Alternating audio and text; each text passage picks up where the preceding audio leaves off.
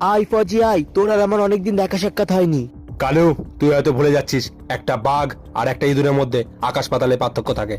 ছাড় ফজি, এবার মূল বিষয় আসা যাক। মূল বিষয়? কোন মূল বিষয়ের কথা বলছিস?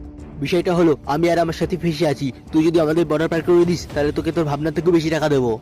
ঠিক আছে, আমি রাজি, কিন্তু আমার একটা শর্ত আছে। আমি যখন কল করব তখন তোরা বর্ডার পার করবি। কিন্তু হ্যাঁ, যদি বেশি চালাকি করার চেষ্টা করিস, তুই আর তোর সাথীরা আর্মিদের গুলিতে মারা পড়বি। ঠিক আছে ফজি সাহ, রাজি আছি। ঠিক আছে, আমার কলের অপেক্ষা করবি। এখন যা। শোন, আমি বর্ডার পার করার বন্দোবস্ত করে নিয়েছি, তুই টাকার ব্যাগ নিয়ে চলে আয়।